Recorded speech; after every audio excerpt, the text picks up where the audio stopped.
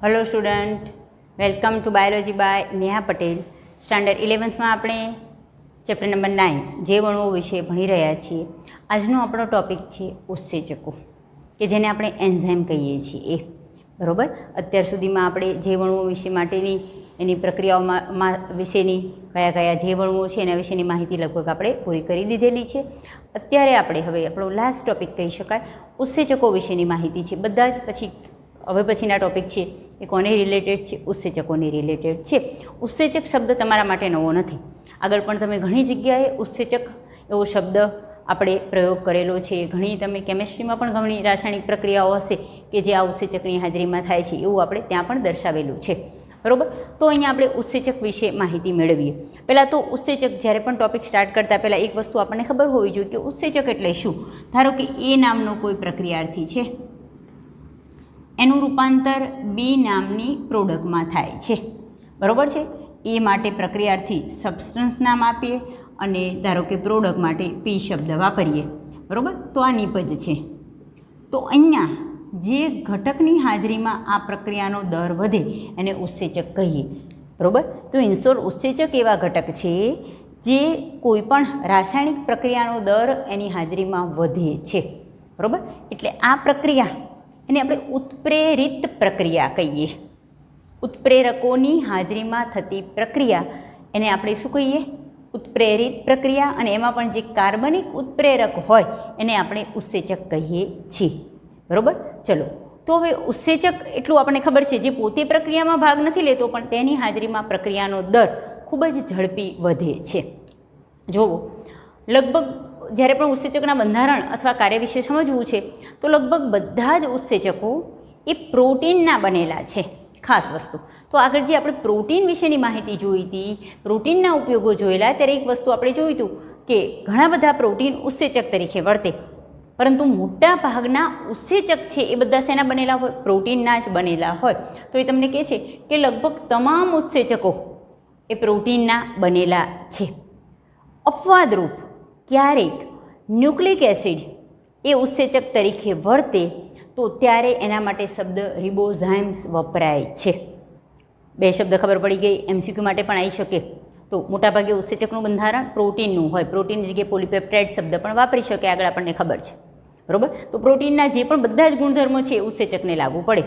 પણ એ અપવાદરૂપ રેર કેસમાં ક્યારેક લગભગ તમામ ઉત્સેચકો પ્રોટીનના બનેલા છે એવું કહે છે, પરંતુ ક્યારેક કેટલાક ન્યુક્લિક એસિડ છે એ ઉત્સેચકની જેમ વર્તે તો ત્યારે એના માટે શબ્દ કયો વપરાય છે? રિબોઝાઇમ્સ શબ્દ વપરાય છે. બરાબર, હવે આગળ ઉત્સેચક પ્રોટીનના બનેલા હોવાથી પ્રોટીનનું જે આપણે બંધારણ આગળ જોઈ ગયા છીએ એવું ઉત્સેચકનું પણ બંધારણ હોય. ચલો, પ્રોટીનના બંધારણો ઘટકો યાદ કરો. પ્રોટીન રેખીય સ્વરૂપે હોઈ શકે. કેટલા એમિનો એસિડ છે, કયા પ્રકારના છે અને કઈ રીતે ગોઠવાયેલા છે. મેં તમને વાયર જેવી રચના લઈને પણ દર્શાવેલું કે આ એક સળંગ રચના, તે પ્રોટીનનું પ્રાથમિક સ્વરૂપ. તો એ પ્રોટીન ધારો કે ઉત્સેચક વર્તો હોય તો ઉત્સેચકનું પણ એ રેખીય સ્વરૂપ કહેવાય. પછી આપણને ખબર છે કે જાતે કુંતલ વળે, જેના કારણે એમાં અમુક જે છૂટા જે કોષો હોય એમની વચ્ચે બંધ બને અને એના કારણે એની કુંતલ જેવી રચના થાય. તો એનું કયું સ્વરૂપ થયું? દ્વિતીય સ્વરૂપ. કુંતલ સ્વયં આડું અવળું બેવડાય તો એનું કયું સ્વરૂપ થયું? તૃતીયક સ્વરૂપ. તો જે રીતે પ્રોટીનનું પ્રાથમિક, દ્વિતીયક અને તૃતીયક 3 સ્વરૂપો છે, તો ઉત્સેચક કે જે પ્રોટીન કે જે ઉત્સેચક તરીકે વર્તો હોય તો ઉત્સેચકના પણ એ પ્રોટીનનું પ્રાથમિક સ્વરૂપ, તે ઉત્સેચકનું પ્રાથમિક સ્વરૂપ, દ્વિતીય સ્વરૂપ અને તૃતીયક સ્વરૂપ હોઈ શકે. બરાબર, ચલો તો ઉત્સેચક પ્રોટીનના બનેલા હોવાથી પ્રોટીનની જેમ જ ઉત્સેચકનું રેખીય સ્વરૂપ એટલે કે પ્રાથમિક સ્વરૂપ, પછી કુંતલ આકારે વળે તો દ્વિતીયક સ્વરૂપ, અને એ કુંતલ પાછું આપણને ખબર છે રૂના દડાની જેમ વળે તો એનું તૃતીયક સ્વરૂપ જોઈ શકાય. જ્યારે પણ આવું થાય, સિમ્પલી આપણે સમજીએ. ચલો કે ધારો કે આ એનું પ્રાથમિક સ્વરૂપ છે, પછી આપણને ખબર છે કે આ દ્વિતીયક સ્વરૂપ છે, આ સ્વયં બેવડાય આ રીતે તો આપણે એને દ્વિતીયક સ્વરૂપ કહીએ. જ્યારે આ આવી રીતે બેવડાય તો શું થાય છે કે અમુક જગ્યાએ આવી રીતે આવી ગુહાઓ કે ચોક્કસ આકારના જુઓ આવા ખાંચાઓ અલગ અલગ પડે છે.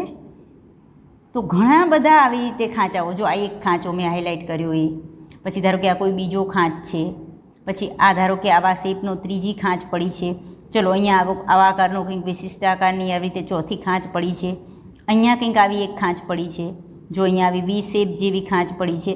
તો તો શું થાય કે આવા જ્યારે પણ પ્રોટીન એટલે કે ઉત્સેચક આ રીતે તૃતીયક સ્વરૂપમાં ગોઠવાય તો આવી ઘણા બધા ખાંચા કે ગુહાઓનું નિર્માણ થાય. એમાંથી કોઈ વિશિષ્ટ ખાંચ કે ગુહા એ ઉત્સેચકના સક્રિય સ્થાન તરીકે વર્તે. કઈ રીતે? રીઝન કે જ્યારે પણ ઉત્સેચક કે જેને એન્ઝાઇમ કહીએ એ કાર્ય કરે તો એકચ્યુઅલી કઈ રીતે કાર્ય કરે? જુઓ, મેં એમ કહું છું કે ઉત્સેચકનો ધારો કે કોઈ એક આવી ખાંચ છે, આવી ઘણા બધા ખાંચો પડતા હોય, એમાં ધારો કે કોઈ એક આ ખાંચ છે એના સક્રિય સ્થાન તરીકે વર્તી હોય તો એનું રીઝન શું? કે આ ધારો કે એન્ઝાઇમ ઈ છે, ઉત્સેચક છે, તો એની સાથે પ્રક્રિયાર્થી હોય એનો કંઈક વિશિષ્ટ આવો ભાગ હોય એસ એ જોડાઈ શકે. કઈ રીતે? આ ખાંચ છે આમાં ફિટ થઈ જાય. જોજો, હા, આ ધારો કે આ એ ઉત્સેચકનું સ્વરૂપ છે, બાકીનું બધું સ્વરૂપ જે છે એ દોરી નાખો આ રીતે. આ ઉત્સેચક આ પ્રક્રિયાર્થી એમાં સેટ થઈ જાય એટલે આ રીતે એની ગાહુવામાં આ પ્રક્રિયાર્થી છે એ સેટ થઈ જાય એટલે S+E ઉત્સેચક અને પ્રક્રિયાર્થીનું સંકુલ બન્યું, જેના કારણે પ્રક્રિયાર્થીના સ્વરૂપમાં ફેરફાર થાય અને પ્રક્રિયાર્થીનું રૂપાંતર એ કંઈક ચેન્જ થઈ અને નિપજમાં થાય, જ્યારે આ જે ઉત્સેચક જેવો હતો એવો ને એવો આપણને પાછો મળે.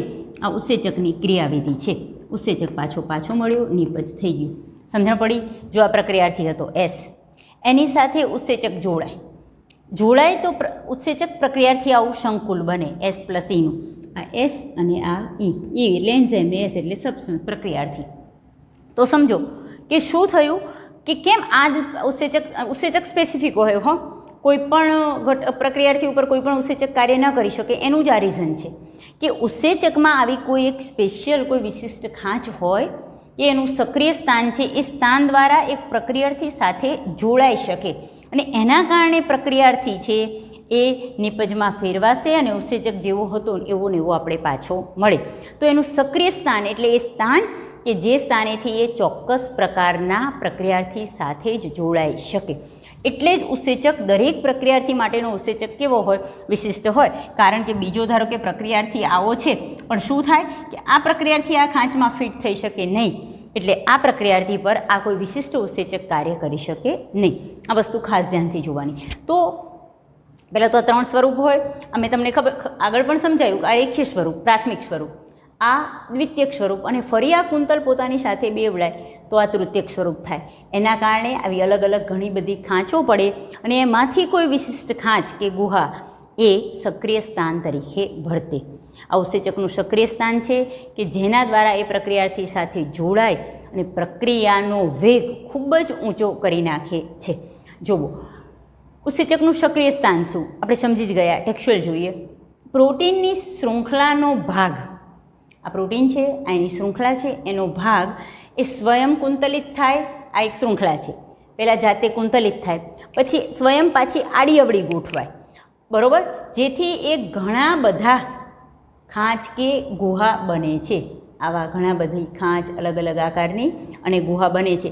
એમાંથી કોઈ એક વિશિષ્ટ ગુહા, ધારો કે આ લઈ લો તો આ, કોઈ આવા આકારની લઈ લો કે આવારની, એમાંથી કોઈ એક વિશિષ્ટ ગુહા એ શેના તરીકે વર્તે? સક્રિય સ્થાન તરીકે વર્તે.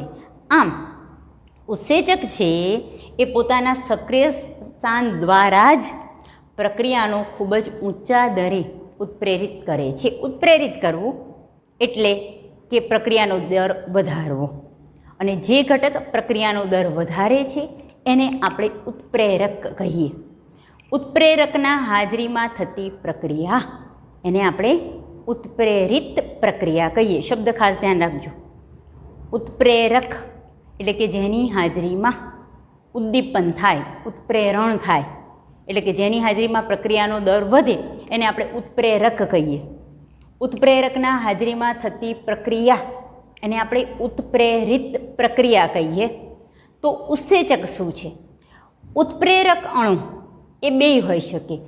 કાર્બનિક પણ હોઈ શકે અને અકાર્બનિક પણ હોઈ શકે, બરાબર. અહીંયા જે પણ અણુ છે અહીંયા આપણે ઉત્સેચક જ કહીએ છીએ સ્પેશિયલી, કારણ કે ઉત્સેચક વિશે સમજીએ છીએ. પણ આ ઉત્પ્રેરક અણુ એટલે મેં આગળ કીધું એમ કે ધારો કે કોઈ પણ પ્રક્રિયા છે એની XYZ લઈ લો, એ છે એનું રૂપાંતર બીમાં થાય તો અહીંયા જેની હાજરીમાં થાય એને ઉત્પ્રેરક કહેવાય. અને ઉત્પ્રેરકમાં હાજરીમાં આ પ્રક્રિયા થતી હોય તો આ પ્રક્રિયાને ઉત્પ્રેરિત પ્રક્રિયા કહેવાય. હવે આ ઉત્પ્રેરક બે પ્રકારના હોઈ શકે, કાર્બનિક ઘટક પણ હોઈ શકે અને અકાર્બનિક ઘટક હોઈ શકે. જ્યારે ઉત્પ્રેરક કાર્બનિક હોય તો એના માટે શબ્દ ઉત્સેચક વપરાય. અહીંયા આપણે કીધું કે ઉત્સેચક શેના બનેલા છે? પ્રોટીન. તો પ્રોટીન શું છે? કાર્બનિક અણુ છે. તો એનો મતલબ કે અહીંયા ઉત્સેચક વિશેની વાત કરીએ છીએ એટલે એ કાર્બનિક ઉત્પ્રેરક છે. સમજાયું પહેલાં? ઉત્પ્રેરક બે પ્રકારના હોઈ શકે, કાર્બનિક અને અકાર્બનિક. જે કાર્બનિક ઉત્પ્રેરક છે એને આપણે શું કહીશું? ઉત્સેચક કહીશું. એટલે આપણે અહીંયા ઉત્સેચક વિશેની જ માહિતી મેળવવાની છે. તો અહીંયા કયો કાર્બનિક ઘટક છે? પ્રોટીન. ક્યારેક ન્યુક્લિક એસિડ કે બંને કાર્બનિક જ છે પણ વર્તી શકે રેર કેસમાં, બાકી મોટા ભાગે પ્રોટીન. બરાબર? તો અહીંયા ઉત્પ્રેરકમાં બંને આવે, કાર્બનિક અને અકાર્બનિક બંને અણુ. પણ ઉત્સેચકનો મતલબ કે કાર્બનિક અણુ જ જો ઉત્પ્રેરક તરીકે વર્તે તો એને આપણે શું કહીશું? ઉત્સેચક કહીશું. MCQ માટે પણ આ વસ્તુ ધ્યાનમાં રાખજો. હવે બે ઘટક એટલે કે અકાર્બનિક અને કાર્બનિક બંને એ પ્રક્રિયાને ઉત્પ્રેરિત કરી શકે, ઉત્પ્રેરક તરીકે વર્તી શકે, પણ બંને દ્વારા થતી પ્રક્રિયા એમાં થોડો ફેરફાર હોય છે. શું ફેર છે એ જોવો. કે અહીંયા પહેલાં આના વિશે વાત કરું છું. અકાર્બનિક માટે અકાર્બનિક ઉત્પ્રેરક છે એ ઘણા ઊંચા તાપમાન અને દબાણે પણ કુશળતાપૂર્વક કાર્ય કરી શકે. એટલે તાપમાન ઘણું વધારે હોય, દબાણ ઘણું વધારે હોય તો પણ આ અકાર્બનિક ઉત્પ્રેરક છે એ કાર્ય કરી શકે છે. જ્યારે જે કાર્બનિક ઉત્પ્રેરક એટલે જ જેને આપણે ઉત્સેચક કહીએ એ વધુ ઊંચા તાપમાને, કેટલા? 40° સેન્ટીગ્રેડથી વધારે ઊંચું તાપમાન હોય તો એ ક્ષતિગ્રસ્ત થઈ જાય. રીઝન પણ એ જ કે અહીંયા આપણો જે કાર્બનિક ઉત્પ્રેરક એટલે ઉત્સેચક છે શેનો બનેલો છે? પ્રોટીન. અને પ્રોટીનનો ગુણધર્મ છે કે પ્રોટીન ઊંચા તાપમાને વ્યય નૈસર્ગીકૃત થાય. વ્યય નૈસર્ગીકૃત થવું એટલે પોતાનું કુદરતી બંધારણ ગુમાવી દેવું. બરાબર છે? તો ટૂંકમાં એમ કહે છે કે આ ઊંચા તાપમાન અને દબાણે પણ કાર્ય કરી શકે. જ્યારે કાર્બનિક ઉત્પ્રેરકો એટલે કે ઉત્સેચકો બહુ ઊંચા તાપમાને કેવા થઈ જાય? ક્ષતિગ્રસ્ત થઈ જાય. કેટલા? 40° સેન્ટીગ્રેડથી વધારે તાપમાન હોય તો એ ઉત્સેચકો ક્ષતિગ્રસ્ત થઈ જાય. પરંતુ એમાં પણ અપવાદ છે. ચલો, કઈ રીતે? કે અમુક ઉત્સેચકો એ એવા સજીવોમાંથી મેળવવામાં આવે છે કે જે સજીવો ખૂબ જ ઊંચા તાપમાને હાજર હોય અથવા ઊંચા તાપમાને જીવંત રહી શકતા હોય. શેની વાત કરે છે? ટૂંકમાં આપણે કીધું કે ઉત્સેચકો ઊંચા તાપમાને ક્ષતિગ્રસ્ત થઈ જાય, પણ અમુક ઉત્સેચકો છે એ એવા સજીવમાંથી મેળવવામાં આવે છે કે આ સજીવ પોતે ઊંચા તાપમાને જીવંત રહી શકતો હોય. હવે આ સજીવ ઊંચા તાપમાને જીવંત છે, આગળ જ હમણાં કીધું જીવંત અવસ્થા, એનો મતલબ કે એમાં ચયાપચય પ્રક્રિયા થાય છે. ચયાપચય પ્રક્રિયા જૈવ રાસાયણિક પ્રક્રિયા છે, તો એનો મતલબ કે ત્યાં ઉત્સેચકો કાર્ય કરતા હોય. તો એનો મતલબ કે એમાં જે ઉત્સેચકો હાજર હોય એ ઊંચા તાપમાને પણ સક્રિય હોય. અપવાદરૂપ વાત છે. તો એવા કયા સજીવો? સામાન્ય રીતે જે ગરમ પાણીના કુંડ છે એ, અથવા જે સલ્ફરના ઝરણા છે કે જે ગરમ પાણીના ઝરણા છે એમાં જે સજીવો કે બેક્ટેરિયા હાજર હોય એ બેક્ટેરિયા ત્યાં જીવંત છે, તો એનો મતલબ કે ઊંચા તાપમાને પણ એ જીવંત છે, તો એની ચયાપચય ક્રિયા થતી જ હોવી જોઈએ. તો એનો મતલબ કે ત્યાં એમાં રહેલા ઉત્સેચકો એ તાપમાને પણ કાર્ય કરતા હોવા જોઈએ. એટલે એ સજીવમાંથી જો ઉત્સેચક કોઈ જુદો પાડીએ તો એ ઉત્સેચક ઊંચા તાપમાને પણ કાર્ય કરી શકે. બરાબર? અને આવા સજીવો કે જે ઊંચા તાપમાને જીવંત રહી શકે એને થર્મોફિલિક સજીવો, બરાબર, અથવા ઉષ્માસ્થાયી સજીવો કહે છે. જુઓ, ઊંચા તાપમાને જોવા મળતા સજીવો કયા? ગરમ કુંડમાં કે સલ્ફરના ઝરણામાં જોવા મળતા સજીવો. આ સજીવોને ઊંચા તાપમાને જીવન છે એટલે આ સજીવને થર્મોફિલિક સજીવ કે ઉષ્માનુરાગી સજીવ કહેવાય. ઉષ્મા પ્રત્યે અનુરાગ છે, ઊંચા તાપમાને જીવંત રહી શકે છે, આ સજીવની વાત કરે છે. એમાંથી અલગ કરેલો ઉત્સેચક, એમાંથી જો કોઈ ઉત્સેચક અલગ કરેલો હોય તો એ ઊંચા તાપમાને, કેટલું ઊંચું તાપમાન?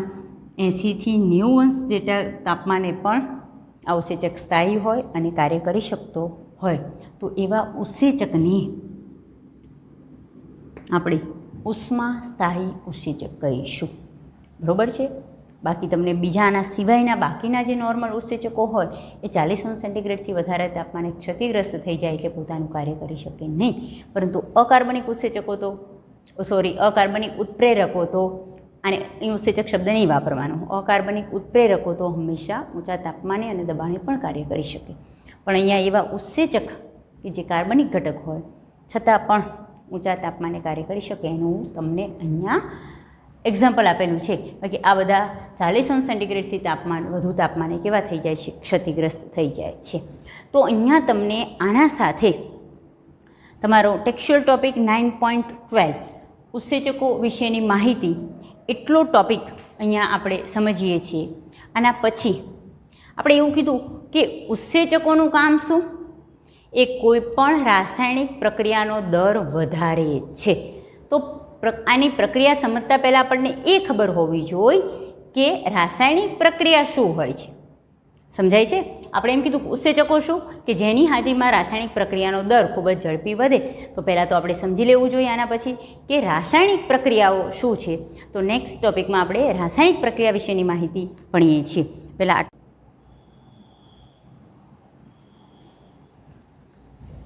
ચલો આપણે રાસાયણિક પ્રક્રિયાઓ વિશેની માહિતી મેળવવાની છે. એટલે કે ઉત્સેચકો જે પ્રક્રિયામાં ભાગ લે છે એ પ્રક્રિયાને આપણે કઈ પ્રક્રિયા કહીએ છીએ? રાસાયણિક પ્રક્રિયા. બરાબર. તો પહેલાં રાસાયણિક પ્રક્રિયા શું છે એના વિશે થોડી માહિતી મેળવી લઈએ અને પછી ઉત્સેચકો કઈ રીતે રાસાયણિક પ્રક્રિયામાં મદદરૂપ થાય છે એના વિશેની માહિતી મેળવવાની રહેશે. જુઓ કે પ્રક્રિયાઓ હંમેશા બે પ્રકારની હોય. એક પ્રકારની પ્રક્રિયા કે જેમાં કાં ભૌતિક માત્ર પરિવર્તન થાય અથવા દ્રવ્યની અવસ્થામાં જ પરિવર્તન થાય. બંધ તૂટે નહીં પણ માત્ર સંયોજનના આકારમાં જ પરિવર્તન થાય તો એ પરિવર્તનને આપણે માત્ર શું કહીએ? ભૌતિક પરિવર્તન કહીએ. બંધ તૂટ્યા વગર કોઈ પણ સંયોજન હોય એનું બંધ ન તૂટે પરંતુ માત્ર એનો આકાર જ ચેન્જ થાય તો એ ચેન્જ કયો પરિવર્તન થયું કહેવાય? ભૌતિક પરિવર્તન. અથવા દ્રવ્યની અવસ્થા બદલાય. બરાબર. ઘન પ્રવાહીની વાયુ છે એટલે કે બરફ છે એ ઘન અવસ્થામાં છે, એની અવસ્થા બદલાઈ અને પાણી એટલે કે પ્રવાહી અવસ્થામાં હોય એની અવસ્થા બદલાઈને વરાળ અવસ્થા. આ બંને પ્રકાર કે જેમાં ભૌતિક પરિવર્તન થાય અથવા દ્રવ્યની અવસ્થામાં પરિવર્તન થાય તો આવી પ્રક્રિયા કે જેમાં બંધ તૂટતો નથી અથવા બંધનું નિર્માણ નથી થતું તો એવી પ્રક્રિયા એને આપણે ભૌતિક પ્રક્રિયાઓ કહીએ. પરંતુ માત્ર એવી જ પ્રક્રિયા કે જેમાં બંધનું નિર્માણ થાય બરાબર અથવા બંધ તૂટે તો એવી પ્રક્રિયાને આપણે રાસાયણિક પ્રક્રિયા કહીએ છીએ. ખાસ ધ્યાન રાખવાનું. જેમાં બંધનું તૂટવું કે નવા બંધનું નિર્માણ થાય તો એને આપણે શું કહીએ? રાસાયણિક પ્રક્રિયા. બરાબર. ચલો, રાસાયણિક પ્રક્રિયા પણ બે પ્રકારની હોય. અકાર્બનિક રાસાયણિક પ્રક્રિયા અને કાર્બનિક રાસાયણિક પ્રક્રિયા. જુઓ, BaOH twice plus H2SO4 gives BaSO4 plus 2H2O. આમાં કંઈ કાર્બન આવતો નથી તો આ એક પ્રકારની, જુઓ અહીંયા બંધ તૂટે છે. બીની સાથે OH હોય એ બંધ તૂટે. H2SO4માંથી પણ બે અલગ બંધ તૂટે. અહીં SO4 છે એ અહીંયા Ba પ્લસ સાથે જોડાય, OH છે અહીંયા H2 સાથે જોડાઈને 2H2 બનાવે. રાસાયણિક પ્રક્રિયા ખબર જ છે તમને. આ અહીંયા બંધ તૂટે છે અને નવા બંધનું નિર્માણ પણ થાય છે તો આ પ્રકારની રાસાયણિક પ્રક્રિયા તો કહેવાય. પણ ત્યાં એક કાર્બન ઘટક હાજર નથી તો આપણે એને અકાર્બનિક રાસાયણિક પ્રક્રિયા કહીશું. અહીંયા જોવું, કાર્બનિક રાસાયણિક પ્રક્રિયા. સ્ટાર્ચ આપણને ખબર છે ગ્લુકોઝનો પોલિમર છે તો સ્ટાર્ચનું જળ વિભાજન થઈ અને એમાંથી ગ્લુકોઝ છૂટો પડે. સ્ટાર્ચ એ મોટો પોલિમર છે, પોલિસેકેરાઇડ, અને એનું જળ વિભાજન થઈ અને ગ્લુકોઝ નામનો મોનોસેકેરાઇડ બને. તો અહીંયા સ્ટાર્ચ કાર્બનિક ઘટક છે અને ગ્લુકોઝ પણ કાર્બનિક ઘટક છે. અહીંયા બંધ તૂટે છે. કયો? ગ્લુકોઝ વચ્ચે જે ગ્લાયકોસિડિક બંધ હોય એ તૂટી અને નવા ગ્લુકોઝના છૂટાણુનું શું થાય? નિર્માણ થાય. સ્ટાર્ચ એટલે આપણને ખબર છે કઈ રીતે કે ગ્લુકોઝ વચ્ચે ગ્લાયકોસિડિક બંધ, ગ્લુકોઝ વચ્ચે ગ્લાયકોસિડિક બંધ, ગ્લુકોઝ, આ રીતે ઘણા બધા. તો અહીંયા બંધ તૂટે અને ગ્લુકોઝ છૂટો પડે તો આ પ્રકારની રાસાયણિક પ્રક્રિયા તો કહીશું પણ આ ઘટક કાર્બનિક છે એટલે આ પ્રક્રિયાને શું કહીશું? કાર્બનિક રાસાયણિક પ્રક્રિયા કહીશું. સિમ્પલ. બરાબર. તો આ ભૌતિક પ્રક્રિયા છે. દ્રવ્યની અવસ્થામાં ફેરફાર થાય તો પણ એ ભૌતિક પ્રક્રિયા જ છે. પરંતુ નવા બંધ તૂટે કે નવા બંધનું નિર્માણ થાય તો જે રાસાયણિક પ્રક્રિયા, એમાં પણ બે અકાર્બનિક અને કાર્બનિક. ટેક્સ્ચ્યુઅલ ટોપિક છે. આ રીતે વિડીયો પોઝ કરી અને નોટ ડાઉન કરી લેશો. બરાબર. હવે જુઓ, કોઈ પણ પ્રક્રિયા હોય, ભૌતિક પ્રક્રિયા હોય કે રાસાયણિક પ્રક્રિયા, એનો દર વિશે વાત કરીએ. દર એટલે શું? એકમ સમયમાં કેટલી નીપજ મળે એને આપણે દર કહીએ. દર એટલે ડેલ્ટા પી અપોન ડેલ્ટા ટી. ડેલ્ટા પી શું દર્શાવે છે? પ્રોડક્ટ, નીપજ. ડેલ્ટા ટી એ સમય. અને તમે એકમ સમય લો તો એકમ સમયમાં એટલે 1 સેકન્ડ લો કે 1 કલાક, તો 1 કલાકમાં કેટલીક પ્રોડક્ટ બની તો એ પ્રક્રિયાનો દર કહેવાય. તો એકમ સમયમાં બનતી નીપજ એને આપણે શું કહીશું? પ્રક્રિયાનો દર કહીશું. સિમ્પલ ટોપિક છે ને આગળ આ વસ્તુ તમારે ક્યાંક ને ક્યાંક વિજ્ઞાનમાં કે પછી ફિઝિક્સ કેમેસ્ટ્રીમાં આ વસ્તુ આવી જ ગયેલી હોય, બરાબર. અને આપણને એ પણ ખબર છે કે જો કોઈ પણ આવી પ્રક્રિયા હોય એની દિશા નક્કી કરતા હોય સદિશ દર, એના માટે શબ્દ કયો વપરાય છે? વેગ કહીએ છીએ. તો જો પ્રક્રિયાની દિશા પણ ફાઇનલ હોય, દિશા જો નક્કી હોય તો ત્યારે દર છે એને શેના તરીકે ઓળખવામાં આવે છે? વેગ કહે છે. કોઈ પણ પ્રક્રિયાના દર પર ઘણા બધા પરિબળો અસર કરે છે. એમાં આપણે બધા જ પરિબળો પણ આગળ જોઈશું કે કોઈ પણ પ્રક્રિયા હોય તો કયા દર અસર કરે? તો ઘણા બધા કારકો, ઘણા બધા ઘટકો એ પ્રક્રિયાનો દર નક્કી કરે. એમાંનો એક ઘટક એ કયો છે? તાપમાન છે. તો દર પર ઘણા બધા કારકો એટલે કે પરિબળો એની અસર છે. સાથે સાથે એક પરિબળ સીધું અસર કરતું હોય તો એ પરિબળ કયું છે? તાપમાન. કોઈ પણ પ્રક્રિયા થતી હોય એ પ્રક્રિયામાં જો 10° સેન્ટીગ્રેડ જેટલું તાપમાન વધારવામાં આવે તો પ્રક્રિયાનો દર બમણો થઈ જાય, અને 10° સેન્ટીગ્રેડ જેટલું તાપમાન જો ઘટાડવામાં આવે તો પ્રક્રિયાનો દર કેટલો થઈ જાય? અડધો થઈ જાય. તો ઇન શોર્ટ પ્રક્રિયા પર આ રીતે તાપમાન પરિબળ અસર કરે છે. સિમ્પલ વસ્તુ છે, બરાબર. હવે આપણને ખબર છે કે પ્રક્રિયાઓમાં જે રાસાયણિક પ્રક્રિયાઓ છે એ પણ બે પ્રકારની હોય. અનુત્પ્રેરિત પ્રક્રિયા એટલે કે એવી પ્રક્રિયામાં જેમાં ઉત્પ્રેરકોની જરૂર નથી, અને ઉત્પ્રેરિત પ્રક્રિયા કે જેમાં ઉત્પ્રેરકોની હાજરીમાં થતી હોય તો એવી પ્રક્રિયાને આપણે શું કહીએ? ઉત્પ્રેરિત. એટલે અનુત્પ્રેરિત પ્રક્રિયા એટલે ઉત્પ્રેરકોની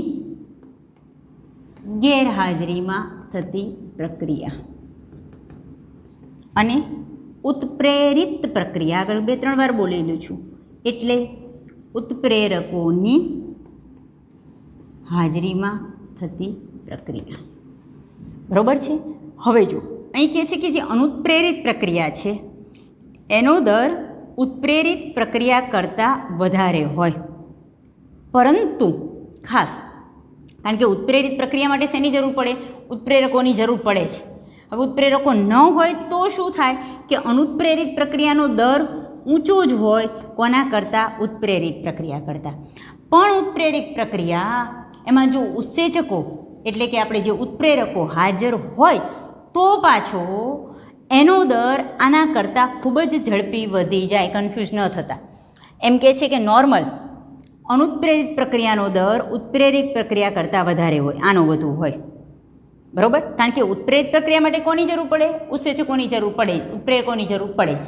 પરંતુ જો ઉત્પ્રેરિત પ્રક્રિયા કે જે ઉત્સેચકોની હાજરીમાં થતી હોય એમાં જો ઉત્સેચકો હાજર હોય જ કે ઉત્પ્રેરકો હાજર હોય તો આની દર એ આના કરતાં અનેક ગણો વધી જાય છે, બરાબર. આ પોઈન્ટ ખાસ આટલો નોટ ડાઉન કરી લેજો. આટલા ટોપિકમાં આપણે માત્ર આટલું જ વસ્તુ જોયું કે ભૌતિક પ્રક્રિયા, રાસાયણિક પ્રક્રિયા.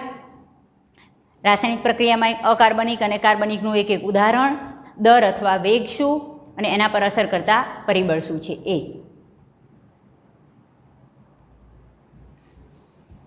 ચલો અહીંયા તમને જે વસ્તુ કહે છે એના વિશેની માહિતી મેળવીએ ઉદાહરણ સાથે. અહીંયા ખાસ કીધું છે કે એમનામ નોર્મલ અનુત્પ્રેરિત પ્રક્રિયાનો દર ઊંચો હોય, ઉત્પ્રેરિત પ્રક્રિયા અતિ મંદ ગતિએ થતી હોય, પણ ક્યારે? જો ઉત્પ્રેરકો હાજર ન હોય તો. પણ જો આમાં ઉત્પ્રેરકો હાજર હોય તો એનો દર આના કરતાં અનેક ગણો વધી જાય, બરાબર. ચલો આના પર ઉદાહરણ પણ લઈએ. એક ઉદાહરણ તમને આપ્યું છે, કાર્બન ડાયોક્સાઇડ પ્લસ પાણી CO2 પ્લસ H2O જોડાય અને H2CO3 કાર્બનિક એસિડ બને. આ બે પ્રક્રિયાર્થી છે એ જોડાય અને H2CO3 નામની નીપજ આપને મળે છે. આ એક કાર્બનિક રાસાયણિક પ્રક્રિયા છે. ચલો આ ઉત્પ્રેરિત પ્રક્રિયા છે, એનો મતલબ કે એના માટે ઉત્પ્રેરકોની જરૂર હોય. હવે ઉત્પ્રેરકોની ગેરહાજરીમાં અહીં ઉત્પ્રેરક કયો છે? કાર્બનિક એનહાઇડ્રેઝ નામનો ઉત્સેચક એ ઉત્પ્રેરક તરીકે વર્તે છે. પણ ધારો કે આ નથી તો પણ આ પ્રક્રિયા આગળ કીધું કે ઉત્પ્રેરિત પ્રક્રિયા ઉત્સેચકોની ગેરહાજરીમાં થાય તો ખરી, પણ બહુ જ મંદ ગતિએ અને એ સમયે અનુત્પ્રેરિત પ્રક્રિયાઓ હોય છે એનો દર આના કરતાં ખૂબ જ વધારે હોય નોર્મલનો. જુઓ કે ઉત્સેચકની ગેરહાજરી હોય તો આ પ્રક્રિયા થાય તો ખરું જ, એટલે કાર્બનિક એનહાઇડ્રેટ ઉત્સેચક ધારો કે ગેરહાજર છે તો કાર્બન ડાયોક્સાઇડ અને પાણી જોડાય અને કાર્બનિક એસિડ બનાવશે તો ખરું જ, પણ ખૂબ જ મંદ ગતિએ. કેટલું કે એ સમયે 1 કલાકમાં કાર્બનિક એસિડના 200 અણુ બને. 1 કલાકમાં કાર્બનિક એસિડના 200 અણુ બની શકે. પરંતુ જો આ પ્રક્રિયામાં કાર્બનિક એનહાઇડ્રેટ ઉત્સેચક હાજર હોય તો એનો દર ખૂબ જ વધી જાય. કેટલો? 1 સેકન્ડમાં 6 લાખ અણુ કાર્બનિક એસિડના બની શકે. સમજાય છે? કેટલો ફેર પડ્યો? ઓકે, સોરી, બરાબર, કદાચ આંકડો જોઈ લેજો. હા, બરાબર, 6 lakhs છે. ખબર પડે છે તમને કે આ જ પ્રક્રિયા કાર્બનિક એનહાઇડ્રેટ ઉત્સેચકની ગેરહાજરીમાં થાય તો ખરી જ, પણ આટલું થાય. એ કલાક છે, ખાસ ધ્યાન રાખજો. 1 કલાકમાં 200 અણુ બને, પરંતુ જો તમે આ ઉત્સેચક ઉમેરો તો 1 સેકન્ડમાં 6 લાખ જેટલા કાર્બનિક એસિડના અણુ બની જાય. તો એનો મતલબ કે આ પ્રક્રિયા એ ઉત્પ્રેરકની ગેરહાજરીમાં થાય પણ અતિ મંદ ગતિએ થાય ત્યારે ઉત્પ્રેરક એનો દર ખૂબ જ વધારી દે. કેટલો? 10 મિલિયન ગણો વધી ગયો દર. 10 મિલિયન ગણો દર વધી જાય છે. બરાબર? તો અહીંયા તમને કહે છે કે આ રીતે જે ચયાપચયક પથ હોય છે, ચયાપચયક પથ આપણને ખબર છે કે શરીરમાં થતી જે બધી જ દેહધાર્મિક ક્રિયા એક ઘટકમાંથી બીજા ઘટકમાં જે રૂપાંતરિત થાય અને ઘણી બધી શૃંખલાઓમાંથી પસાર થાય એને આપણે ચયાપચયક પથ કે પ્રવાહ કહીએ. તો ચયાપચયક પથ હોય એમાં ઘણા બધા ચરણો, ઘણા બધા સ્ટેપ હોય. તો દરેક સ્ટેપમાં અહીંયા શું થાય? એક જ સ્ટેપમાં પ્રોસેસ પૂરું થાય તો એક ઉત્સેચક. પણ ધારો કે આ પ્રક્રિયામાં વચ્ચે ઘણા બધા સ્ટેપ થતા હોય તો દરેક સ્ટેપ પર અલગ અલગ પ્રકારનો ઉત્સેચક કાર્ય કરતો હોય. તો ચયાપચયક પથમાં દરેક ચરણમાં એટલે દરેક સ્ટેપ હોય એમાં વિશિષ્ટ ઉત્સેચકોની હાજરીમાં પૂર્ણ થાય. આપણે ચેપ્ટર નંબર 14 જે શ્વસન છે એમાં જોઈશું જ, પણ એનું ઉદાહરણ જોઈએ કે એમાં ગ્લાયકોલિસિસ નામની પ્રક્રિયા થાય છે. જારક શ્વસન. જારક શ્વસન એટલે ઓક્સિજનના હાજરીમાં થતું શ્વસન, એને આપણે શું કહીશું? જારક શ્વસન. એમાં એક પ્રક્રિયા થાય છે ગ્લાયકોલિસિસ. ગ્લાયકોલિસિસનો મતલબ કે ગ્લુકોઝના 1 અણુમાંથી પાયરુવિક એસિડના 2 અણુ બનવા. બરાબર છે? શ્વસનમાં આવશે એમાં જારક શ્વસન, એમાં જે ગ્લાયકોલિસિસની પ્રક્રિયા થાય એ દરમિયાન ગ્લુકોઝના 1 અણુમાંથી પાયરુવિક એસિડના 2 અણુ બને. તો એ દરમિયાન જોવું આ ગ્લુકોઝ છે C6H12O6 ગ્લુકોઝ ઓક્સિજનની હાજરીમાં જારક શ્વસન છે એટલે પાયરુવિક એસિડના 2 અણુ, 3 કાર્બનવાળા 2 અણુ પાયરુવિક એસિડના C3H4O3 પાયરુવિક એસિડ છે એના 2 અણુનું નિર્માણ થાય. પાણીના 2 અણુ એ દરમિયાન મુક્ત થાય. તો અહીંયા ગ્લુકોઝના 1 અણુમાંથી પાયરુવિક એસિડના 2 અણુ બને એ દરમિયાન અહીંયા 10 સ્ટેપ આવે. મેં એક એરો બતાવ્યો છે. એક સ્ટેપમાં આ પ્રક્રિયા પૂર્ણ થતી નથી તો એને ચયાપચયક પથ કહેવાય. તો એ દરમિયાન આ જે 10 સ્ટેપ હોય તો દરેક સ્ટેપમાં કોઈ અલગ અલગ પ્રકારનો ઉત્સેચક કાર્ય કરતો હોય. એવું ન હોય કે એક જ ઉત્સેચક. બરાબર છે? તો આવો જ્યારે જટિલ ચયાપચયક પથ હોય તો દરેક સ્ટેપ પર અલગ અલગ ઉત્સેચકો એ ત્યાં આવે છે. આપણે ચેપ્ટર નંબર 14 એમાં જારક શ્વસન ગ્લાયકોલિસિસ ખોલી અને જોઈ લેશો તો પણ ખબર પડશે કે દરેક સ્ટેપ પર અલગ અલગ પ્રકારના ઉત્સેચકો જોઈ શકાય છે. બરાબર? હવે જુઓ, હવે બીજી વિશેષતા એ કહે છે કે જ્યારે એવું પણ થાય કે એક જ પ્રક્રિયા એ અલગ અલગ વાતાવરણમાં અથવા અલગ અલગ ઘટકોની હાજરીમાં તો એની નીપજ બદલાઈ જતી હોય. અહીંયા જારક શ્વસન થતું હોય તો ગ્લુકોઝમાંથી શું બને? Pyruvic acid. પરંતુ ગ્લુકોઝ છે એનું અજારક શ્વસન થાય જો કંકાલ સ્નાયુમાં તો એ સમયે એની પ્રોડક્ટ શું બને? Lactic acid. તો અહીંયા અલગ ઉત્સેચક હોય પાછું. એ જ વસ્તુ જો ઈસ્ટમાં થતી હોય, આથવણ, તો ગ્લુકોઝમાંથી શું બને? આલ્કોહોલ કે ઇથેનોલ. તો એ સમયે પાછું અહીંયા અલગ ઉત્સેચક હોય. સમજાયું? તો આ દર્શાવે છે કે દરેક પ્રક્રિયા માટે વિશિષ્ટ ઉત્સેચકની હાજરી હોય અને ઉત્સેચકની હાજરીમાં જે પ્રક્રિયા થતી હોય એનો દર અનેક ગણો વધી જાય છે. ઉત્સેચક પોતે પ્રક્રિયામાંથી વપરાતો નથી પરંતુ એ પ્રક્રિયાર્થીનું રૂપાંતર નિપજમાં કરી આપે અને એની હાજરીમાં આ રીતે પ્રક્રિયાનો દર અનેક ગણો વધી જાય છે. અહીંયા તમને ગ્લુકોઝનું જ ઉદાહરણ લઈને કીધું છે કે ગ્લુકોઝનું જો જારક શ્વસન થાય, ગ્લાયકોલિસિસ થાય તો ગ્લુકોઝમાંથી પાયરુવિક એસિડ બને. અહીં 10 સ્ટેપ હોય તો અહીં 10 અલગ અલગ ઉત્સેચકો કાર્ય કરશે. કંકાલ સ્નાયુ છે એમાં ગ્લુકોઝમાંથી લેક્ટિક એસિડ બનશે, તો અહીંયા અલગ ઉત્સેચક કાર્ય કરશે. જો આથવણ થતું હોય ઈસ્ટમાં તો ગ્લુકોઝમાંથી ઇથેનોલ કે આલ્કોહોલ બનશે, તો એ સમયે અહીંયા અલગ ઉત્સેચકો હોય. તો એ સમયે જો પ્રક્રિયાથી બધામાં ગ્લુકોઝ જ છે, પરંતુ અહીંયા ઉત્સેચકો બદલાય છે, તો સામે એની નીપજ પણ બદલાય છે, વાતાવરણ બદલાય છે તો પણ નીપજ બદલાય છે. તો આના દ્વારા આપણે રાસાયણિક પ્રક્રિયા શું એના વિશેની માહિતી મેળવી ગયા. તો આપણે થોડીક ઉત્સેચકો વિશેની માહિતી મેળવી, થોડીક રાસાયણિક પ્રક્રિયાઓ વિશેની. તો હવે આપણે જોઈશું કે કઈ રીતે ઉત્સેચકો રાસાયણિક પ્રક્રિયામાં ભાગ ભજવે છે.